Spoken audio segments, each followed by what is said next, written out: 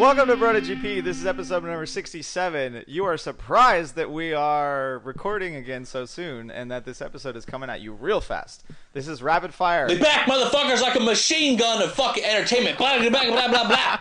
Rapid fire episodes, rapid fire. We're trying a new format. All right, the last episode was supposed to be like 35 minutes. We failed miserably. I don't know how long it was because I haven't edited it yet, but this one is going to be quick. It's gonna be freaking quick. We do like to talk about motorcycles.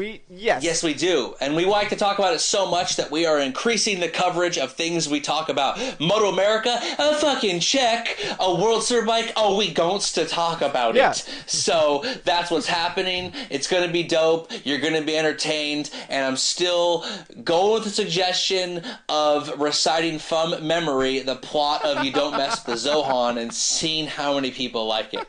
So, yeah, that'll happen eventually. But right now, we're going to talk about World Superbike because Laguna Seca just happened. We were there. We're going to talk about it. All right, but first things first. Riders Law. They are still presenting these episodes. They still love what we're doing, and we're still trying to get you, our faithful listeners, to call them if you have any problems or need any legal help. So they are your California motorcycle accident injury lawyers.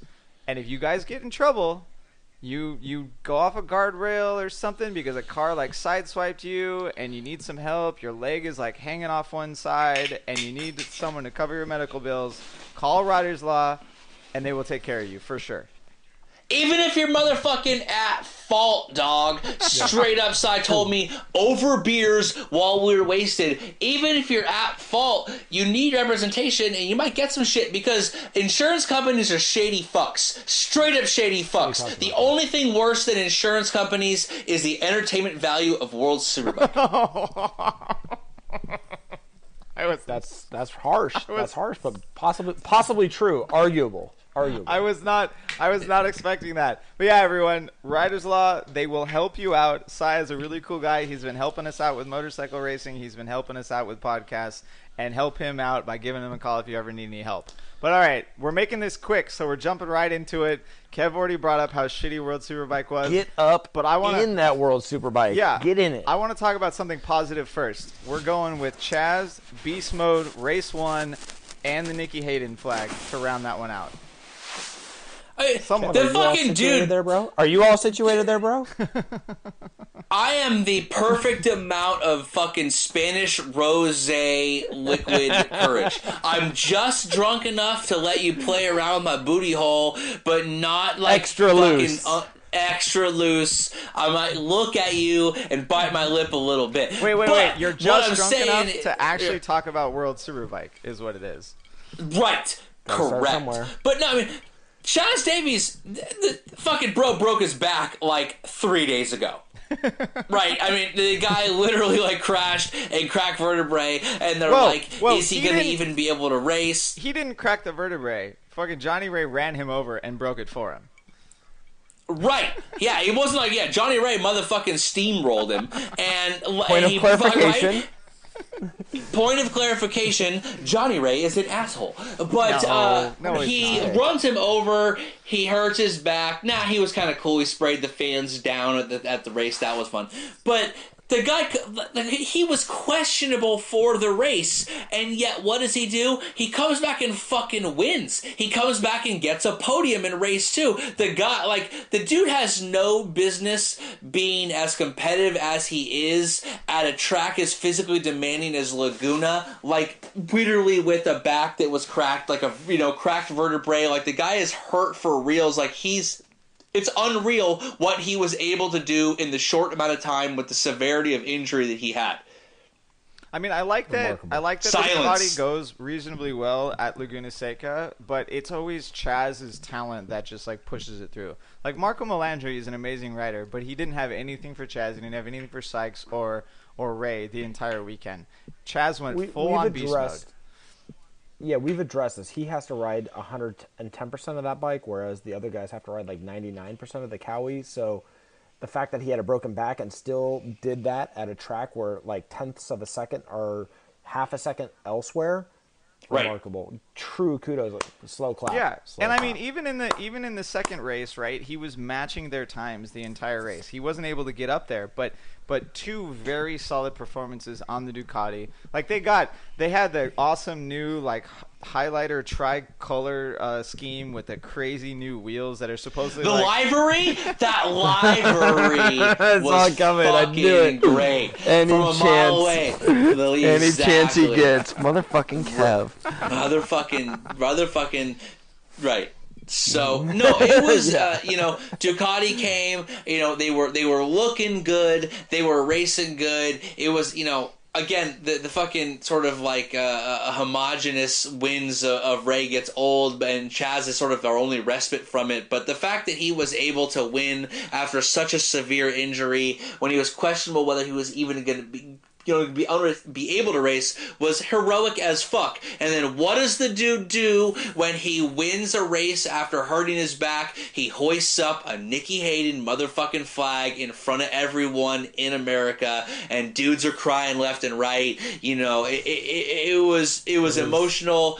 It was great. It was exactly what everyone needed. I lost my shit. It was classy as fuck. I lost my shit. It was classy as fuck. Yeah. Rob lost his shit, guys, for reals. Yep. Yeah, it happened. It actually, the guy that owned the Nicky Hayden flag took a very, very long time to like walk down the turn 4 grandstands and like walk over to the corner workers, and it was building it up. I can't even talk about it right now. I'm gonna lose it more.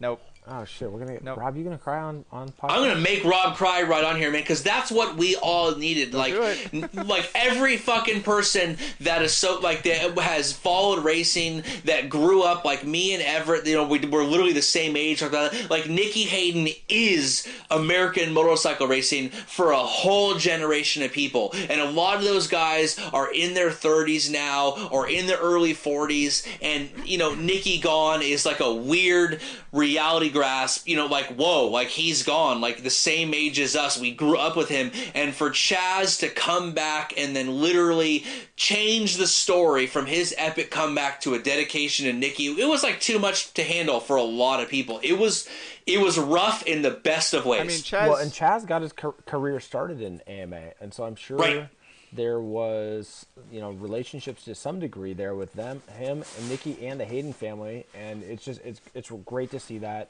respect and recognition at the event. I mean, Chaz is pretty much a token American. Like, I'm sure half of the fans there thought he's that American until he spoke with a British accent.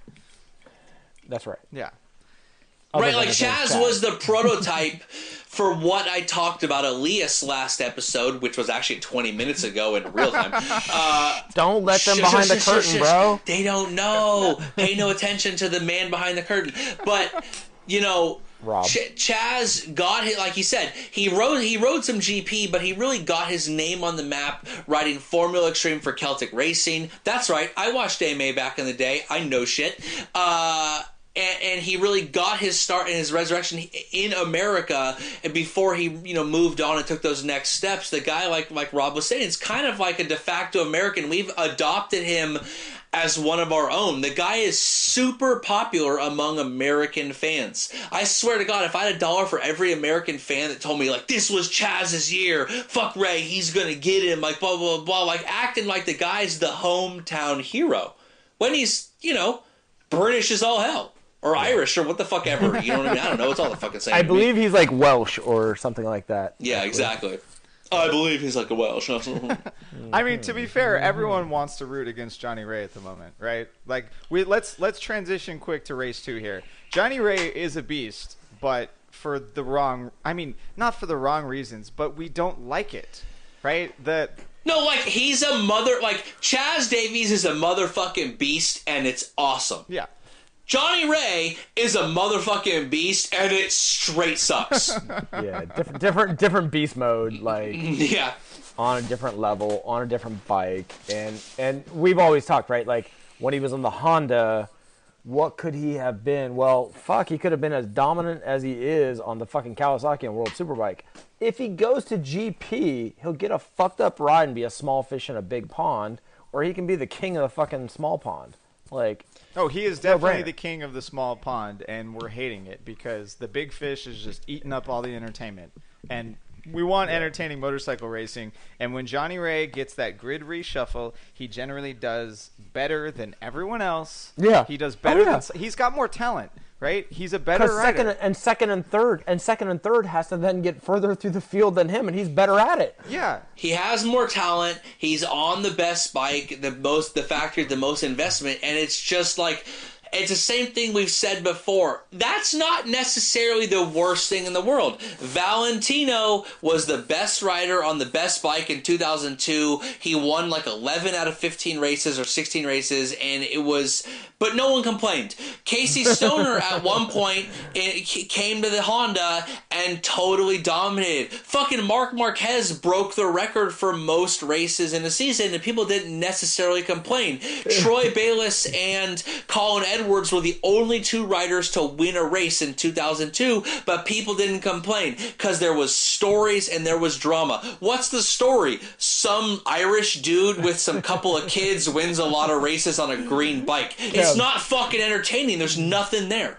You always say, it's cool the first year it happens. It's okay the second year, but the third year, come on, man. Like, right, it's brutal. Right, it's motherfucking brutal. I mean, even with Rossi, like, I feel like he purposefully played with people on the racetrack. Like, he toyed with them so that he would have fun. Johnny Rea is not doing that. Johnny Rea is like the old school Danny Pedrosa or the Jorge Lorenzo. Like, I'm going to get out in front as fast as I can, and I don't care if you pass me or if you can't pass me. I'm just going to pull away.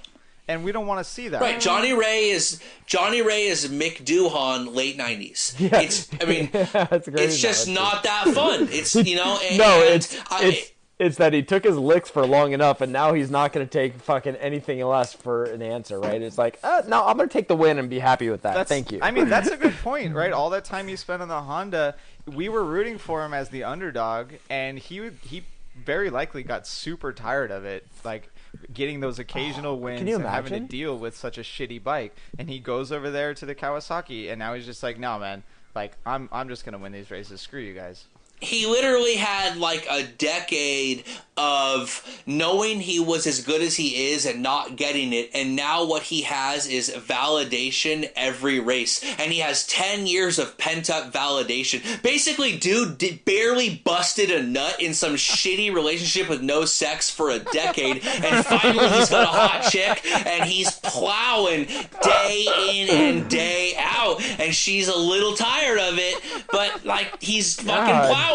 God, you know, like, would you stop it twice a day? It's like, we need to go back to the doubleheader. That's a whole different. We need the doubleheader. That's a different topic. Right. We all dry heave. We're all chafing hard on World Superbike right now. We're all a little itchy and all a little tired and just kind of want to turn over and look at the other side of the bed for a second. I can't blame Ray for fucking trying to plow that booty, but enough already. Yeah. Oh, man. He's getting paid. He's just having the best time of his life. And he's like, why would I want to go fuck that up? All right, well, let's... And here's the thing, like, hold on, Iver. Hold on, Rob. Fuck you. I'm doing the segue. I'm fucking sick of you trying to tell me what to do. Here's the thing, like, we've talked about, like, is parity the best or not? Like, or should satellite or privateer teams be able to compete and all that? I don't know that you could argue the way, but... One thing we can't argue is you can't control the riders. Valentino was sweet because we all kind of knew he was doing that and fucking other people, and so it was entertaining. But I can't really fault Ray in the end for just going out and winning motorcycles. He's paid a lot of money to do that. But the series, the organizers, the event, you know, the promoters, they can control a lot of other stuff other than what the riders can do. We saw this with Dorna with the CRTs when it was boring. They start taking back control of the show, of other things. There's a lot they can do, and I really feel like World Superbike is just sitting there while everyone complains, and they're not doing anything, or they're half-ass doing like little gimmicky ideas. Oh, yeah, God. Gimmicks in racing are the worst.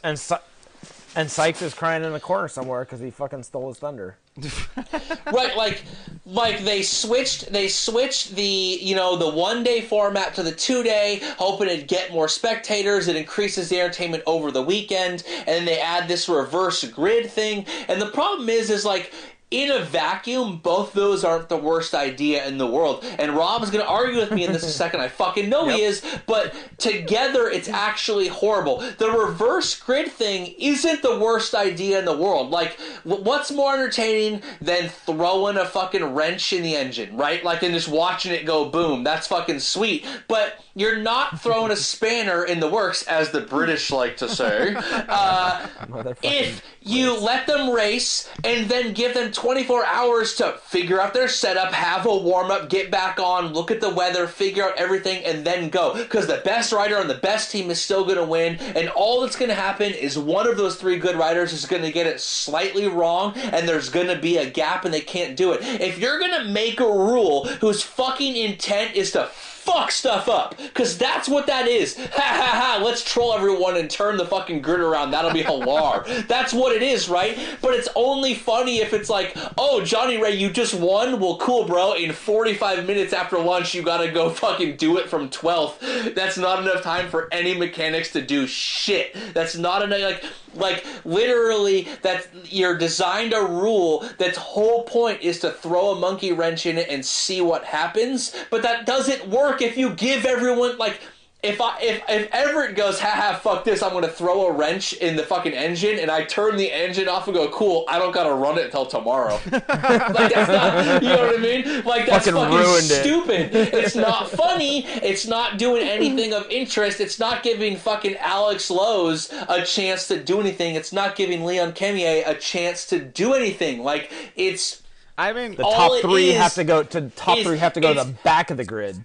What's actually happening is it's accentuating the strength of the best team on the grid with the best technicians and talent, which is the thing that the teams that Dorna can't control. They can't control who Kawasaki hires. They can't control the people that work for that team. They can't control the riders. It's actually, in a backwards way, congealing and solidifying the winners into a tiny little group of winners, because it's making everyone have to work extra hard except for the teams that have the best talent. The small teams can't compete. They don't have the personnel. I'm gonna only argue a couple tiny little points in there. I don't think the 2-day format really affects the result of the grid reshuffle, because to your point, you said that the best teams have the most personnel. They can make the best and most changes in that 24 hours.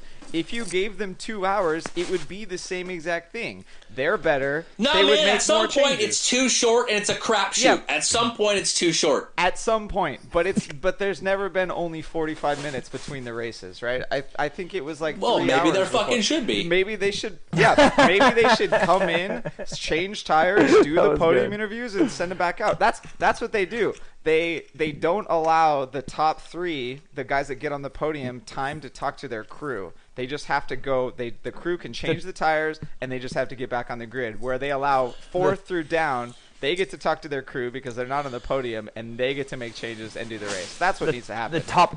The top 3 have to use the same tires again. No, that would. Look, all I'm saying... I'm just coming up with other dumb, ridiculous shit at this point. Yeah, that's all that matters. More gimmicks. You're right.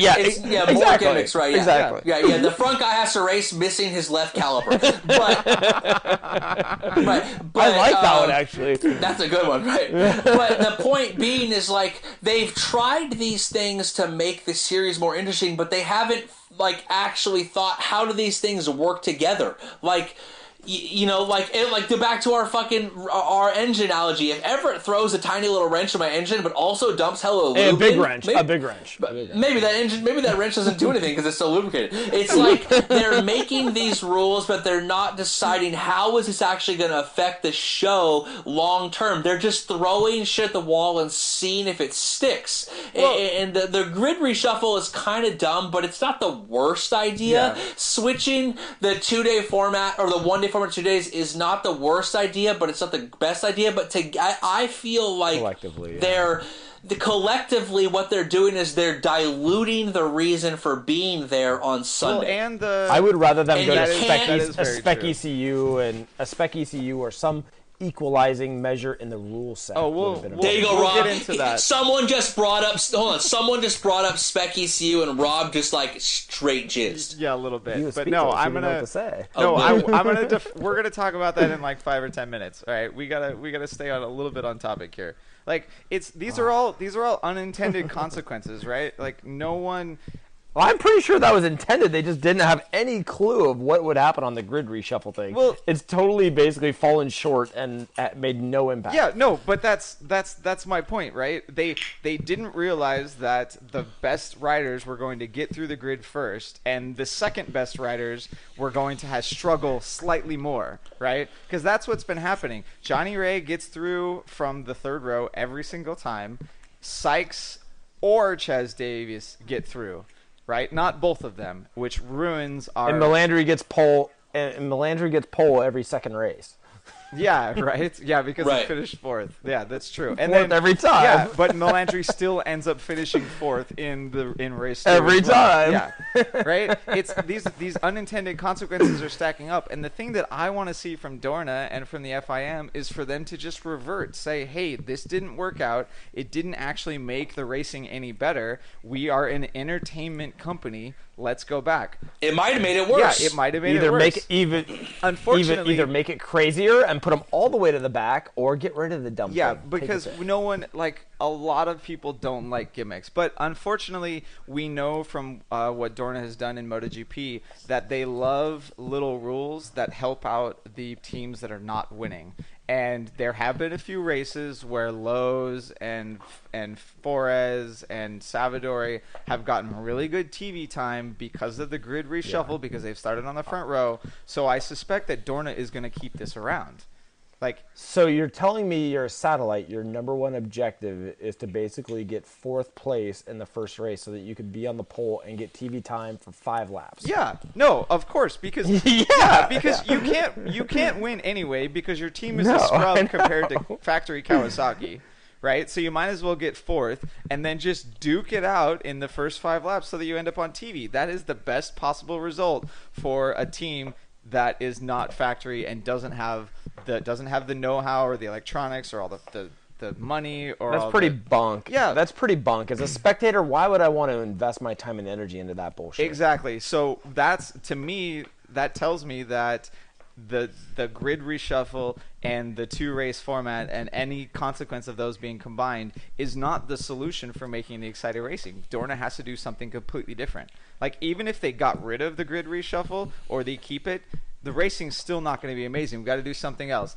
And there is our segue to Spec ECU. Boom! Headshot. Shit just happened. Yeah. So, all right. Before we do that, though, is there anything else that we want to talk about with Laguna Seca and kind of how they screwed up there? I know there's something else. Well, we're on Laguna still. I thought we were gonna go. Okay, well, that's cool. No, well, so whoa, what happened? We just like killed your boner? What was that all about? Oh no, I think we glossed over the fact that we had Jake Gagne as a wild card rider from America, right? The lack of American presence at either World Superbike and at MotoGP. He wild carded and rode the Honda, and in my opinion was somewhat lackluster. I was expecting a little bit better performance out of him. You were? Is what really? I wasn't. I was hoping. I said on a Reddit he'll be lucky to score points, and those fucking dudes killed me. I'm like, do you even know how to pronounce this dude's name? For reals, like, where's I got downvoted like crazy, and it's just like, I mean, I never expected him to do anything. No, I know. I was hopeful. Now. He's not a World Superbike level talent, and that's a poor bike. I mean, the guy's not. I mean, Stefan Bradl's a Moto2 world champion and a pretty darn good GP rider, and he barely can do shit on that piece of shit Honda that looks real darn nice. Like, Gagne finished exactly where I thought he was going to, like 1, 2, 3 spots right behind Bradl, because there's not a lot of talent in between Moto2 champion on shit bike and Moto America Super Stock 1000 champion on shit bike, right? Like, he was duking it out with he was duking it out with Randy Krummenacher the entire time, right? Who is Moto2 race winner Moto2 guy on unsupported factory or unsupported Kawasaki, right? Yeah. You mean World Supersport? World World Supersport race winner on the number 2 Kawasaki team. Mid-pack Moto 2 racer, right? Yeah. I mean, anyway, just a shout out. I was hopeful. I'm a little disappointed, but I will bring up something really positive though. I think that Gagne being in the field made more Americans care about the race specifically. It was a good sort of transition from losing Nikki and seeing another American on the ride or on the bike, and the announcers and the whole atmosphere was just really, they were able to focus on Gagne and just take a lot of positive out of it. Yeah. So it's presence and something, right, to root for. And honestly, and that's all I'm saying. I think that Gagne having that ride too probably brought 10,000 more fans over the entire weekend. Like, I'm going to say that. Just because, and then the Nikki Hayden, fan walk and all the donations and stuff, I think it was just generally positive throughout the whole thing. Dude, when 10,000 people show up, you can't give all 10,000 to Gagne. Well, the whole deal. But yeah, no, you're right. I mean, supposedly, actually, this was the most attended World Superbike Laguna round ever. So. I might it might have been, but when you spread it over multiple days, it still looks diluted. Look, man, we were there. Finding somewhere to sit in the grandstand was not fucking hard. Yeah. No, you just rolled over there and found a spot. Finding your friends in the grandstand wasn't that hard. You know what was fucking hard? Finding your friends via any fucking social media whatsoever, because Laguna has... no fucking reception. It was brutal. There's across literally no carrier can you get a signal through. The whole time I was there, I'm like, look, we're gonna go to World Superbike. We're gonna meet up. We're gonna have hella friends, hella fans. We're all wearing shirts. We're gonna get drunk. It's gonna be a fucking party. We're gonna celebrate Nikki. We're gonna watch some racing. And literally, Laguna Seca has no reception whatsoever. I had so many people that were like, I can't get a hold of you. Where are you guys at? On Instagram, on Twitter, on Facebook, and I felt fucking horrible because the whole point was to, the whole reason you go to a race is the social atmosphere. Ev knows, just went to Mugello, right? The greatest social atmosphere there is in the world for a motorsport. The reason you go is to enjoy the social atmosphere of cheering together and drinking together and the mob mentality, the hyping each other up. And this is fucking 2017. Part of that, a major part of that, is posting the pictures on fucking Instagram. It's posting your stories. It's telling your friends, find me here, find me there. It's us saying, everyone meet at turn 4 or everyone meet the corkscrew and we'll have a fucking party. It'll be sweet. And the fact that Laguna Seca supposedly a world-class racetrack doesn't have added cell phone towers. They can't handle fucking 50,000 people. Police. I've been to concerts. It wasn't even that many. Mugello, right? It was 100,000 people on Sunday, right? This was 60,000 over the entire weekend, which probably means it was 35,000 on Sunday. How does this country deal with the Super Bowl? This freaking pathetic. Dude, that Laguna Seca. Straight up. Yeah. Straight up, Laguna is a mirage. They portray it as this oasis. It's a straight mirage, dude. That place is dude. It's fucking honeypots you. It's archaic. It's dying. It needs to be updated. It needs to tell all those rich motherfuckers in the hills, deal with this shit. This is a fucking mecca of motorcycle racing in America. On our Moto America episode last fucking time we posted, we spent so much time talking about how this is the golden age of free advertising. How can World Superbike in Laguna not know or not address the fact that there's going to be 65,000 people here over a weekend who are going to be posting free advertising for us, and we got a fucking race in Sonoma coming up in 3-4 weeks or whatever it is. How can they not know that that's free advertising? Like I said a million times, we're just some dudes having fun on a podcast and we can figure it out because the internet, right? The interwebs. Like we're drunk off our asses half the time and we can still put this thing together and people enjoy it. The World Superbike and Laguna's not even trying. They want those rich assholes and their fucking Carrera Porsches to be able to circle around on their track days with their stock exhaust because they don't like loud noises. Fuck Porsche, guys. Seriously, if you listen to our show and you have a Porsche, eat a fucking dick. A whole nasty bag of them. You have to sell your Porsche and buy motorcycles and then talk to us. Right.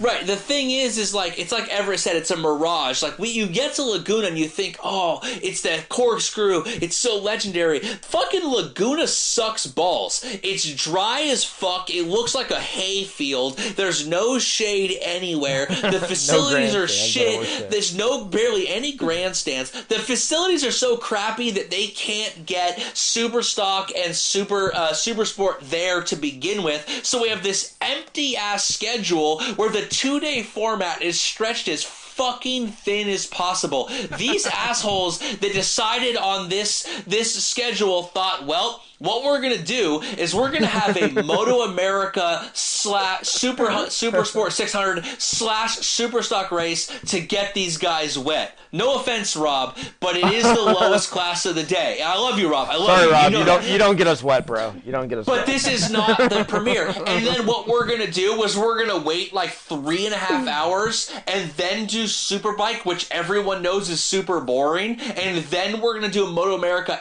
afterwards. What the fuck are you thinking? It was horrible. The longest break ever. It was so. It was a super long break for 45 minutes of boredom. Everyone, when they left after Superbike, was so fucking deflated. Like, look, we know Moto America is at least relatively close to the top 4 or 5 guys, and we're gonna get excited, and it's the hometown crowd. The fact that this schedule sticks, a local low-level race, classification, a huge break with no entertainment, and then one race. It was scheduled like you schedule this like a festival, like a concert. You don't have your opening act go after the fucking main event. It's shocking. And it's shocking because Dorna now owns World Superbike, and guess what? Dorna also runs MotoGP. How does fucking MotoGP run? It goes Moto 3, Moto 2, MotoGP, bust your nut, go home and rage. Until why can't they figure it out? Until Rossi complains about the Dunlop rubber on the track, and then they put Moto 2 at the end. Right. Exactly. Rossi can go fucking eat it. But the general consensus is that you build to the premiere. If you want to, I mean, it's the same thing. Dorna owns World Series, MotoGP. Wayne Rainey's running Moto America. You want eyes on fucking Moto America. You want to build up superbike racing in general. You don't stick it afterwards. We said this last episode. The fucking grandstands cleared out 90%. Half of it was because everyone was just fucking disappointed in the superbike race. And the other half is no one wanted to watch Moto America. Fuck, I didn't want to watch Moto America. I'm glad I stuck around, but I didn't. You got to build to this Why thing. Would I want to do that? The 2-day format is fucking retard. First of all, if you're going to have multiple superbike races, stick them in a row and blow people's minds. Build the climax. Build the climax. Right. You can't jack me off and then expect me to fuck you 2 hours later, bro. I'm asleep. Sure, you know what I mean? If you want to get me going, they got to go back to how I watch it on when I watch on the subscription. I watch Superbike Race 1, I immediately watch the Supersport race, and then I immediately watch Superbike Race 2. Just get back to that. No stupid breaks. A shit ton of racing, all ready to go. And think about it. If you're Dorna and World Superbike, and you want to try and ultimately get an American. It's the same thing you have in MotoGP where you're trying to get the names and the brand recognition of those names out of Moto 3 to get them to Moto 2, and then you recognize them in Moto 2 to get them in MotoGP. Same concept. You're trying to pick the best talent out of Moto America into World Superbike to get an American presence globally represented. Yeah, and putting the Moto America race at the end just completely violates that. It doesn't work out at all. No one knows who those guys are now. Yeah. I have no idea. We said this. I can't decide what Johnny Rea wants to do or not do. If he wants to lead from the front, destroy everyone, and ride for Kawasaki for the next 6 years and win 9 titles, I can't do anything about that. But if I'm the promoter, what I can do is organize the show in the best possible way for the biggest build-up possible. I can organize the show. Like, look, if I'm a concert organizer and Night Ranger's my guy and they're just doing fucking Motor Ren, everyone knows it's the same shitty song they're going to play, but it's my job to build that as good as I can up to it. It's the promoter promoter's job to honeypot you into thinking this is the shit. Killed it, right. It's the promoter's job to make you think this is the shit. They're supposed to trick you. Look at every fucking Money Mayweather fight you ever saw. He fights a ton of scrubs, and he beats them, but they trick you into buying it by making you think he can win. Like, Superstock and Moto America 600 needed to be on Saturday. Sunday's race was not hard. Look, if we can't get Superstock and Super Sport 600 there, well, fuck, we should probably go to a different fucking track then that can hold more than one race at a time. But if we're gonna have Laguna as our track, you can totally organize this series better. You lead in with Moto America. You go to it. You lead in with Super Sport. You build to this 1, 2, 3 races, and we're jazzed out of our mind. You're telling me that when you see all that cool ass shit happen in Moto America, you're not stoked for Superbike? You got to lead into this. The whole time Everett and I were there, we're walking around, and like, I hate to say it, but we were trying to figure out ways to come up with to entertain ourselves. Yeah, it was pretty bad. I was trying to get Kevin drunk, and there was no box wine, so I started just drinking by myself. Dude, there was wine in the writers' Kevin just law. sat there. There was wine in the writers' law booth for you guys. There wasn't box wine. He's not that fancy. But it was South American white. At least I think he found. But here's that's my jam. Hey, but girl. Here's the thing, and this goes back to something stupid. Like, the reception was so bad there, and the Wi-Fi was even worse. Like, we have to know, guys, this is 2017. Most people are getting their jollies and excitement and getting their crew organized via social media. I was so fucking deflated. The whole reason I went there, aside from crew and Rob, and that was fucking sweet, was like, I'm going to have a party. We're going to get everyone together. So we have so many fans that want to hang with us. All these guys want to have a party. We have this podcast. Everyone gets along. We want to make everyone feel like a community, because that's what we are. We're all fucking bros and broettes, and it's like, you can't get a hold of anyone. We were scrambling to find the live timing so we could fucking give you the correct pit board. If I can't even get the live timing app, go ahead. You were like a dude that went to the bars and then got really bad blue balls after. You drove down with me, you got all excited, you got there, you saw some bikes on track, you're like excited about it, and then you just fucking were just so frustrated and disgruntled, man. You were pretty grumpy. All right, everything was frustrating. So fuck you. Fuck you. The whole thing was frustrating. You know what I mean? I was waiting, like, why didn't he respond to me? I mean, I thought it was pretty spot on. I mean, okay. No, Everett's right. So we've already said what Laguna Seca needs to fix, right? We've got what Laguna Seca needs to fix. This shit can't happen. It makes us look like just a backwards ass country that's stuck in 2000. It's fucking clown shoes, dude. Straight up. Yeah, it is. The irony that Qatar has better facilities than. Well, that's only because only 5,000 people show up to that race. Come on, and they have a shit ton of oil money. Shit ton of oil money. There's a better reason.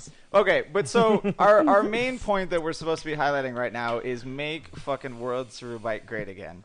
And the Laguna Seca stuff, that's partially outside of World Superbike. Your main point so far has been to change the format to get things build up. To build up so that we can actually be super excited by the end of the day and just have everything there. What else do you got for me? What else do you got? If this were me, the 2-day weekend would have Superstock, would have Moto America lead off with the RC Cup, and then the Superstock, Super Sport 600 Superstock, and then we have the Super Sport, World Superbike team and the Superbike race. Day 2 is, we have qualifying on Saturday. Day 2 is fucking Superbike, Moto America, and then Superbike again. Stick that race in the middle to keep us going, keep us excited. It's going to be fucking great. And then how are these guys going to adapt to switch into the reverse grid and the short time frame between races? It's, there's so many things you could do as a promoter. Everett and I said this a million times. You need seats, people in the stands, you need people on the hill, you need butts in the seats. It's a social endeavor, and I hate to say this, but what makes people want to watch is that other people want to watch. You know what that's called, guys? I will tell you right now. That is called mimetic desire. You desire things because other people desire. That's why, and this is not hard, Boom. This is why every movie's true marketing is how much money it made on Saturday and Sunday and Friday. Because they're telling you everyone else went and saw it. You got to be a part of this. You need to be a part of this. Laguna Seca, Moto America, World Superbike could have easily done this. You know how you do it? Free tickets. Free tickets. Like Everett said, you bring. I'm telling you right now. This is Valencia did it with one. It's a mind fuck. It's Chris Angeling up in their asses. Straight up. You know what I mean? It's a mind freak. Look, World Superbike has massive problems. All anyone ever wants to talk about is that it's boring. And yeah, it's kind of boring, but it's the promoter's job to make it as entertaining as possible. And right now it's frustrating. You need to get asses in the seats. You need to make this thing a social endeavor. You need to make it an exercise in excitement. And what you do is you recoup your money because vendors know thousands of people are going to be there. There's going to be kids everywhere. Food people are know. World Superbike subscription is going to know that when they pan through the corkscrew, the hill is chock full of fucking fat, greasy Americans screaming for 17th place Jay Gagne. You know what I mean? The hills are alive with money. I mean, that's really it, right? You get a body there with a wallet and money, and they bring their 5 fucking kids or however many people. They have a good time. They post it all over social media. They tell 2 friends. They tell 2 friends. They bring 10 friends. The volume aspect of it is how you get money. And then you charge, you also get TV rights. For a beer. No, it doesn't matter. It doesn't matter. You charge $1 and it doesn't matter. They're still making money because they got the butts in the seats. And then to capitalize on that, you get the TV rights. You get off jankety-ass BNTV. They do an okay job of covering, but no one fucking sees it. You got to get on a major network. If the series is boring, you need to trick assholes into thinking it's dope. And the first thing you do to trick people into thinking it's sweet is tell them there's a lot of people over there. Because let me ask you something, Rob.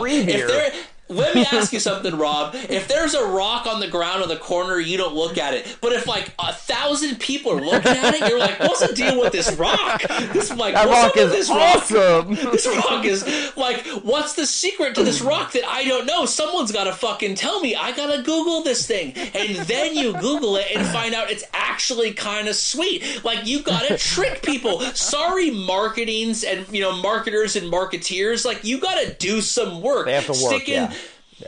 Sticking some club racers from Sonoma County and fucking, Monterey County in the morning and then waiting 4 hours before a race that you know is going to be boring is not what you do. If you know your product's boring, you got to kick your promotion into overtime. There's so many things you can do to get people there. Tons of people in the seats means it looks exciting, means people watch it, means literally factories want to participate better. You guys, you guys are insane. I was not expecting this. And Rob, I was not expecting this. And Rob, the Indianapolis racetrack holds 250,000 people. Do you know that they still charge like $1 for a hot dog or some crazy shit, like $3 for a beer? It's because 250,000 people consuming a nickel hot dog for $1 is still amazing amounts of profit, right? I mean, the tracks can make money. You just got to get people there. And here's if you give tickets away, they go. And literally that exact same comment. What was the biggest problem with Indy? It holds 250,000 people. So if MotoGP gets 70,000 people there, it looks like there's 8 people there. And then no one shows up. Because the grandstands were too fucking big. So then everyone shows up and they're just sitting around there and there's like one fan 10 feet from them. It's not a party atmosphere. Why is Mugello considered so fucking dope? It's not because it's a great race. It's because, like, everyone knows this motherfucker's walking around with chainsaws with bull fucking horns attached to it. Crazy. There's dudes with... And the racing's generally pretty good. Right. It's not that hard. Like, I mean, I'm not saying it's easy, but I'm saying at the previous Moto America events, especially at Road America in Wisconsin, like, that was one of the main things I heard was 10 years ago, people were getting kicked out of the track because they were building, like, dirt bike jumps and jumping over fucking You want that. You want those stories. Yeah, those stories was what kept people coming back. And Road America was insane. Like, there were more people there on Friday for the the Moto America event than I feel like there were Saturday for the World Superbike at Laguna. Everyone just brought their freaking RVs, set up camp. Yeah, people, it's a party. People had free beer, like just giving away beer to anyone that would come by. Yeah, the party. It's a dumb excuse to party. Exactly. People like to party, man. And I mean, they want to go out and be idiots. But Laguna, right? Laguna's in California, and they gotta tighten down on that shit. So we need to find other ways in which to get people to show up. Laguna is a slowly dying venue. It's just inevitable. Yes, well, I absolutely. My number one thing is get out of Laguna first of all, but to make the thing a spectator sport that everyone's excited, they have work to do. They got to fix the schedule. They got to make sure. I mean, this is 2017. You cannot have bad reception. I'll tell you right now, assholes. I rode a 125 two-stroke dirt bike across Burkina Faso into Niger, and I bribed my way into the Congo on a shitty-ass Honda, and I had better reception in the poorest places in the world than I did in Laguna because a bunch of fucking rich assholes in their goddamn fucking Porsches don't want to see a cell phone tower. Eat shit, all you guys with your fucking. You know what I bet you did get that Congo stamp though. You did get that. I did. I bet you their cell service was shit for the entire weekend, so they might actually put one in for next year, right? They're the ones that are going to get the their own service, right? They're doubtful. Yeah, don't get too like ahead that. of yourself. All right. Well, I do kind of want to talk about how to make the racing better as opposed to just making the events better. Can we talk about Spec ECU for like 90 seconds before we bounce this one out? Yes. So yeah, my point is that the marketers need to do a better job at what they do because that's how I view things. We need to Oh, there he is. I'm here. I'm talking. Keep talking. I'm just saying we need to make sure that the guys that are marketing this thing and creating the schedule, creating the party atmosphere are fucking running 100. It's marketing 101, man. It's marketing 101, and then to segue to Rob, the guys that are in charge of the rules need to go Carmelo 2013, 2012, 2011 and take the series back. Yeah. So my main point is that we need to introduce just a little bit more parity, give those lower spec teams, right? Because we know that Factory Kawasaki and Factory Ducati are light years ahead of everyone else on the grid, even mostly Factory Yamaha, right? Because Davide Brivio has specifically said that they've got a considerably more support from Yamaha this year. The top two are light years ahead, and that's why they win every freaking race and get almost all the podiums. We don't need an alien era to be any worse in World Superbike. It's nuts. It's not even an alien era. It's an artificially created alien era, right? And that's because those two factories politics so hard to have the advantage so that they can go market their bikes. Yeah, and it's only newspapers, and on it's only print ads, three, whatever the fuck it and is. it's only 3 guys winning races, right? Even Marco Melandri hasn't come through and done it solid for us, right? Which makes you wonder, right? Yeah, but so Marco did win one. Marco did win a race. Oh yes, a race. Yeah, you're right. I chuffed it once. Yeah. Oh shit. Whatever. Bassam's gonna get on me for not fact checking that before saying it. Right. You fucked it up. Well, Cancel but the so the thing that Spec ECU does for me is in World Superbike, it does exactly what it did in MotoGP. It removes a little bit of the technical expertise that the factories have that the privateer and satellite teams are never going to get. And it makes it possible such that they can potentially have the same exact setup as the factory bikes and do well, right? For a lot of, I was watching plenty of the World Superbike guys coming out of turn 4 and getting on the throttle, and their traction control was cutting in even on like the first lap. Yeah. And their engine was just going cack, cack, cack because it was cutting timing and it was pulling fuel. And it sounded like shit. Whereas Johnny Ray, every single lap. Kev, are you still alive or are you laying in a pool of blood, gouging your eyes I'm out? fucking here. I'm here. All right, yeah, but you compare that to Johnny Ray. Every single lap that he rode, his bike never did that because he's got his electronics dialed. His motor, his software never pulls timing out, never cuts spark. They just close the throttle bodies just a tiny bit, and it's perfect, right? Yeah, it's a good spec ECU to restate the idea is a good first measure instead of gimmicks. I completely agree. Yeah, and it's racing parity as opposed to rider parity, right? We're never going to get rider parity. Correct. We're never going to slow down Johnny Ray. We can slow down his motorcycle though. And But there is a level of rider parity that you can get, which is the other thing everyone complains about. No offense, but World Superbike is basically BSB International. Oh, yeah. The whole fucking series is a bunch of fucking Brits and a couple other guys sprinkled in. And what it happens is one of the cool things about an international Superbike series is it travels around the world and you root for your hometown heroes. It travels around the world, and for that weekend, that guy's the rock star. And you compare and you compete riders from around the world against each other. But that's what World Superbike is sorely missing. It's like a joke. It's just like guys who aren't in British Superbike anymore. We gotta have inclusions of new riders. Like, why aren't guys from CIV moving up? Why aren't Italian Superbike guys moving over? Why aren't American, Moto America Superbike guys moving over? It's like, we saw Bobier did respectable on that thing. Like, why do we have fucking Lowe's and Ginto Lee and all that? Like, at some point, we gotta get, and Ginto Lee is obviously a dirty Frenchman, but you know what I mean? Like, we gotta get rid of the, yeah. Right. Well, yeah, sorry, but you know what he was. But you know what I mean? Like, yeah, fuck, whatever. That's how much anyone fucking knows anymore. Like, it's not.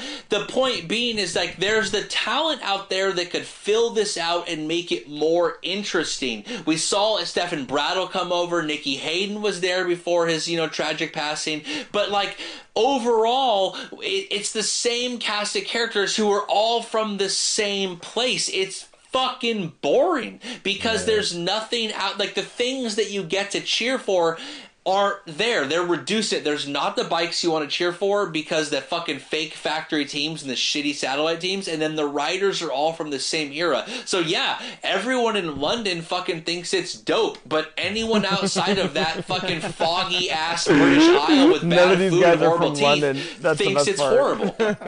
No, the fans I'm talking about. Okay. No, I mean, you're like, they don't watch it. They're too fancy. We all like to root against the other and for our specific person, our specific entity, right? Right. We need like, GP is showing me that you need at least 3 or 4 competitive factories, because that gives you 3 or 4 different bikes to root for. And it also gives you 4 to 6 different riders to root for, which can be of many different nationalities, which does that whole thing, right? The more variability you have in the people and the entities that you can root for, the better the whole series is going to work out, because we want fans from everywhere. We don't just want Anglo fans from London, like you said. We want fans in Sepang. We want those freaking Malaysian teenagers. I want a Malaysian rider, Malaysian rider in World Superbike. Give me that. No doubt. Yeah. An Indonesian rider. An African rider. And right now, without any parity in the teams, with only 2 factory teams, just like in Moto America, right? We got 2 factory teams in Moto America. There are 2 solid winning factory teams in World Superbike. There are no spots to fill. There are no ways to get those other riders into the series and get them noticed by the fans. They come in, they get some 12th places, and then they bounce because they're not making a living on the shit teams that can't pay them but $20,000 a year. Unfortunately, it all boils down to money, and unfortunately, motorcycles for some reason just can't figure out sponsorship money and dollars, and because it's always a problem. World Superbike still has the holdover of factories win on Sunday, sell on Monday. That's not motorcycle racing. Motorcycle racing is is entertainment first, marketing second, development third. Doing it in any other order is not sustainable. How does MotoGP exist then? Right? Everett and I said that. Look at BMW. They joined with a factory team. They invested well. After a couple years, they started winning, and then they were on the cusp of a championship, and they just said, "Nah, doesn't matter." Pulled out. They still sell the SR, the S1000R. Like, it doesn't matter. The idea that you are selling sport bikes, on Monday because you won on Sunday is done. It's a branding exercise. We need international riders on a variety of motorcycles that do well. We don't need, you're not selling that motorcycle. You're not selling Ninja 1000s. You're fucking selling Ninja 300s and Ninja 500s with Johnny Ray liveries. You know what I mean? Like, fucking liveries. And they are. But it's systematic, right? You look at, and this is my conspiracy moment, is you look at Dorna, right? Heavy Italian, heavy Spanish influence. Then you look at World Superbike, and it's heavy English influence. It's like, you guys, why are you shitting on this series? It's almost like they're fucking up World Superbike, which used to be better than GP. No, back in the Alien era. It was way better to watch World Superbike. In-front motors fucked it up long before Dorna came along. The only reason why Dorna is in charge of it now is because in-front and Bridgepoint screwed it up. Like, it was screwed up. I actually refuse to. Would argue. I refuse to believe that Dorna bought something to try to kill it. Like, I don't think that's what they were doing, because it's still a I don't think they want it to be premier, but they didn't purchase something to have the only talk about it be how shitty it is. Yeah. I would agree with that. Otherwise, you buy it and shelve it, right? Like, if you're buying a company, you're buying your competitor out, and then you liquidate. Like, my man Everett is a businessman. He knows this shit, right? You buy your competitor, and then you liquidate, and you have no competition. It's not like monopoly rules are getting in their way. They bought it and then invested in it and opened a subscription package. They want more people to watch. I just feel like they're fucking inept and don't know. The same people that are running this show are the same people telling us, don't boo Jorge. Fuck you. Yeah, we don't even know if it's the same people, right? It could very well be two completely separate portions of Dorna.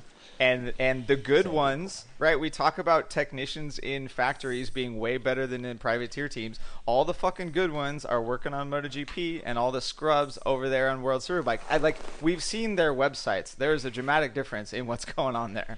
It's the Superbike website. When you pull it up on your computer, we'll leave you on an island. We don't want to touch that. We don't want to touch that dog shit. We're good with that. I want to end on something. I know Rob wants to wrap up that. Like, to speak of that, the same crew runs them, and one squad is the A squad and one squad is the B squad. And I want to bring up a strange conspiracy theory real quick to sign off. But if you ever look at when Disney acquired Pixar, all of a sudden Disney put all their A squad on this newfangled, fancy, awesome computer-generated Pixar, and that's when Disney started releasing a bunch of weird-ass movies, like Lilo and Stitch, and that fucking one in South America, what the fuck, I can't remember his name. Like, if you look at that time period, Disney said, well... The best movies. Right. The best. Disney stuck all their B squad writers, or B squad animators and storytellers with the hand-drawn animation crew while they focused on that. But what did those guys do? They came up with a bunch of weird but oddly entertaining movies that became cult classics. What they need to tell these people is GP is our polished, perfect corporate thing. You guys need to let loose and fucking go at it to bring Superbike back from the brink. There's it might be the B squad, but you got to let a brother fly, bro. Let them open up their wings. That's you know what I mean? That's the D's Out series. Right, exactly. That's what I'm saying. World Superbike, like, the D's out. Get the D's out and let's fucking bring it back to life. All right, I'm cool with ending on D's out. Amen, brother. There it is. Amen, brother. There it is. Fucking go crazy. Don't give us any goddamn gimmicks in racing. Make World Superbike great again. Make World Superbike great again. All right, everyone. You will probably hear from us again quite soon, because we're shotgun approach right here. We are just rail content blitz. There's a small, really high chance that you'll hear from us. There's a small. Yeah, exactly. All right, everyone. You know why? Because we're the best. There it is. Check out riderslaw.com, and we will catch you very soon.